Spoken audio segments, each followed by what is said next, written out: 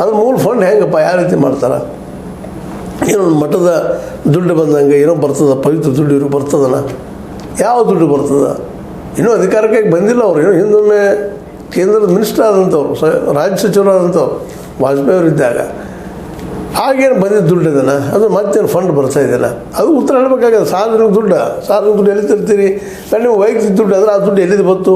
ಇವತ್ತು ಅವರು ಪ್ರಶ್ನೆ ಮಾಡ್ತಾಯಿದ್ದಾರೆ. ನಿಮ್ಮ ಮಗ ನಾಳೆ ರಾಜಕೀಯಕ್ಕೆ ಬರೋದ್ರದ್ದು ಗ್ಯಾರಂಟಿ ಪ್ರಶ್ನೆ ಮಾಡ್ತಾಯಿದ್ದಾರೆ. ಅಂದ್ರೆ ಇವತ್ತು ಅಷ್ಟು ಹಾಸ್ವಕ್ಕಾಗಿದೆ ಅಂದ್ರಿ. ತಮ್ಮ ಮಕ್ಕಳು ರಾಜಕೀಯಕ್ಕೆ ಬರದೇ ಇದ್ರೆ ಆಶ್ಚರ್ಯ ನೋಡ್ತಾರೆ ಜನ, ಅವರು ಎಂಥ ಒಳ್ಳೆ ಮನುಷ್ಯರು ಅಂತ. ನೀವು ಅದು ಕ್ಲಿಯರಾಗಿ ಹೇಳ್ರಿ ಎಲ್ಲರಿಗೂ, ಏನು ಮಾಡ್ತಾಯಿದ್ದೀರಿ ನಮ್ಮ ಯತ್ನಾಳರವರು.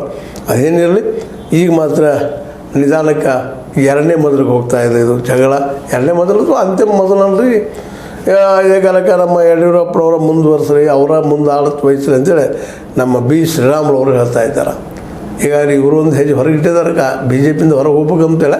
ಆದರೂ ಯಡಿಯೂರಪ್ಪನವ್ರು ಬಂದ್ರೆ ನಾವು ಇರ್ತೀವಿ ಅಂದಂಗಂದ್ರೆ ಯಡಿಯೂರಪ್ಪನವರು ಬಹಳ ಮುಖ್ಯ ಬಿ ಜೆ ಪಿಗೆ ಅನ್ನೋಂಗೆ ಇವರು ಮಾತಾಡ್ತಾ ಇದ್ದಾರೆ. ಇದರಲ್ಲಿ ಒಂದು ಸುಳ್ಳಂತ ಇಲ್ಲ, ಸರಿನೇ ಅದು. ಯಾಕಂದ್ರೆ ಯಡಿಯೂರಪ್ಪನ ಬಿಟ್ಟರೆ ಬಿ ಜೆ ಪಿಯನ್ನು ಕರ್ನಾಟಕದಲ್ಲಿ ಕಲ್ಪನೆ ಮಾಡ್ಕೊಳ್ಳೋಕ್ಕೆ ಸಾಧ್ಯ ಆಗೋದಿಲ್ಲ. ಭಾಳ ಜನ ಅವ್ರ ಅಭಿಮಾನಿಗಳಿದ್ದಾರೆ, ಇಲ್ಲಂತ ಅನ್ನೋಕ್ಕಾಗೋದಿಲ್ಲ. ಈಗಾಗಲೇ ಹಲವು ಸಲ ಹೇಳಿದ್ದೇನೆ ಇದನ್ನು. ಸಿದ್ದರಾಮಯ್ಯರ ಎಡಬಲದಲ್ಲಿ ನಿಲ್ಲುತ್ತಿರುವಂಥ ವ್ಯಕ್ತಿತ್ವ ಯಡಿಯೂರಪ್ಪನವ್ರದ್ದು. ಇಂಥ ವ್ಯಕ್ತಿತ್ವ ಇಲ್ಲಿ ಯಾರಿದ್ದಾರೆ ಎದುರಾಳಿಗಳಲ್ಲಿ? ಹೀಗಾಗಿ ವರಿಷ್ಠರು ಅಲ್ಲಿ ಭೇಟಿ ಆಗ್ತಾ ಇಲ್ಲ, ಸುದ್ದಿಗಳು ಬರ್ತಾ ಇದ್ದಾವೆ, ದೂರ ಸರಿತಾ ಇದ್ದಾರೆ ಇವ್ರು ನೋಡಿ ಅಂತೇಳಿ. ಆದರೂ ಇವರೆಲ್ಲ ಬೀಳ್ಬಿಟ್ಟಿದ್ದಾರೆ ದಿಲ್ಲಿಯಲ್ಲೇ. ಅದಕ್ಕೆ ಅದು ಏನಾಗ್ತದೋ ಆಗ್ತದೆ. ಮತ್ತು ಭೇಟಿಯಾಗಿ ಮಾತಾಡಿ ಒಂದು ಏನಪ್ಪ ಅಂತಂದ್ರೆ ಒಂದು ಹಂತಕ್ಕೆ ತರೋ ವಿಚಾರ ಮಾಡಲಿಕ್ಕೆ ಹಚ್ಚಿದ್ದಾರೆ ಅಂತ ನಾವು ತಿಳ್ಕೊಬೋದಾಗಿತ್ತು. ಅದರ ಭೇಟಿ ಆಗಿಲ್ಲ ಹೈಕಮಾಂಡ್ ಅಂತ ಹೇಳ್ತಾ ಇದ್ದಾರೆ.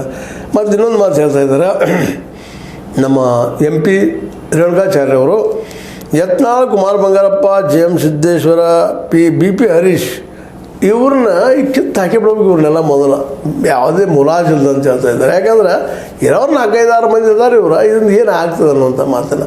ಮತ್ತು ಬೊಮ್ಮಾಯಿಯವ್ರ ಬಗ್ಗೆ, ಇನ್ನೊಂದರ ಬಗ್ಗೆ, ಅದ್ರ ಬಗ್ಗೆ ಮಾತಾಡ್ತಾ ಇಲ್ಲ. ಇದು ಜಾಣತನ ಇದ್ದಾವೆ. ಯಾಕೆ ಈಗಾಗಲೇ ಹಿಂದಿನ ಸಂಚಿಕೆ ಚರ್ಚೆ ಮಾಡಿದ್ದೀವಿ. ಏನಪ್ಪ ಅಂತಂದ್ರೆ ಈ ಒಂದು 3ನೇ ತಂಡ ಒಂದು ಹೇಳ್ತಾ ಇದೆ, 2 ಬೆಕ್ಕುಗಳ ಮಧ್ಯದ ಜಗಳದಲ್ಲಿ ತಾನೂ ಬೆನ್ನಿ ಹೊಡಿಬೇಕಂತೇಳಿ ನಮ್ಮ ಬೊಮ್ಮಾಯಿಯವರು ಗ್ಯಾಂಗ.